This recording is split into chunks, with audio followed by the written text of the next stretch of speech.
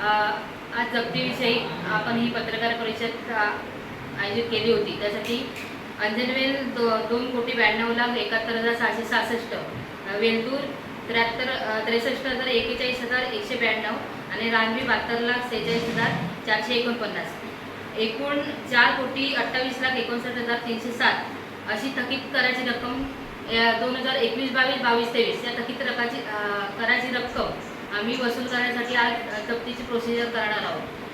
महाराष्ट्र ग्रामपंचायत अधिनियमानुसार जिल्हा परिषदेने जे आदेश दिले त्या आदेशानुसार आम्ही ही जप्तीची प्रोसिजर वसूल करण्याची करत आहोत।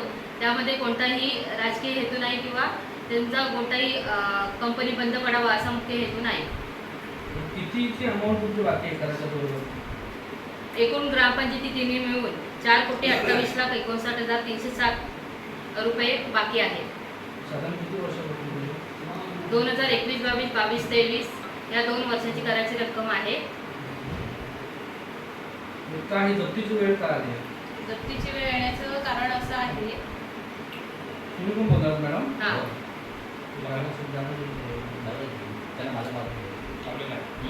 मोबाईल तर आप देणार आपण वारंवार जे काय ग्रामपंचायतची अधिनियमाप्रमाणे जे प्रोसिजर असे बिल बजावणे, मागणी हुकूम देणे ह्या सर्व प्रोसिजर केलेल्या आहे। तसंच जरी कंपनी आता हायकोर्टमध्ये अपिलात गेलेली असली तरी कोणत्याही प्रकारची आपल्याला स्थगिती आणलेली नाही। त्याच्यामुळे आपल्याला ग्रामपंचायतला ते जप्तीचे अधिकार आहेत। त्यामुळे जिल्हा परिषदेच्या आदेशांचा आम्ही मान राखून त्या जप्तीची कारवाई करत आहोत। पोलीस संरक्षण वगैरे मागवले? पोलीस संरक्षण आम्ही मागवलेलं आहे। त्याच्यासाठीचे सर्व पत्रव्यवहार झालेले आहेत। मुख्य कार्यकारी अधिकारी, जिल्हाधिकारी, पोलीस निरीक्षक, गुन्हागार उपनिरीक्षक वगैरे सर्वांना आम्ही पत्रव्यवहार केलेले आहेत। जप्तीबाबत पालकमंत्री असेल किंवा स्थानिक आमदार असतील किंवा राज्य लेवलला तुम्ही त्याविषयी चर्चा वगैरे काय झाली काय? पालकमंत्र्यांशी चर्चा झालेली नाही, पण आमदार साहेबांशी आमची ह्या संदर्भात चर्चा झालेली आहे। मूल्यांकन कसं करणार तुम्ही? जप्तीची रक्कम आणि त्यांची मालमत्ता कसं करणार? आपण जिल्हा परिषदमधून उपअभियंता त्यासाठी मागवलेले आहेत। त्यांच्या त्या वस्तूच्या किंवा मालमत्तेच्या त्याची जी काही किंमत निघेल त्या गोष्टीला आपण सील करणार। त्याच्यानंतर आपण त्यांना थोडा अवधी देणार, जर रक्कम भरण्यासाठी थोडाफार जो नियमाप्रमाणे जो कालावधी दिला जातो तो दिला जाईल। अशा प्रकारे जप्तीची कारवाई केली जाईल। नेमकी जप्तीची प्रक्रिया कधीपासून सुरू होणार आहे आणि तिन्ही ग्रामपंचायती एकत्र करणार की स्वतंत्र?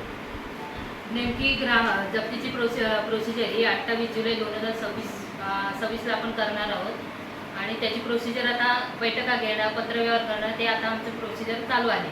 तिन्ही ग्रामपंचायती एकत्र करणार? तिन्ही ग्रामपंचायती मिळून एकत्रच करणार आहोत।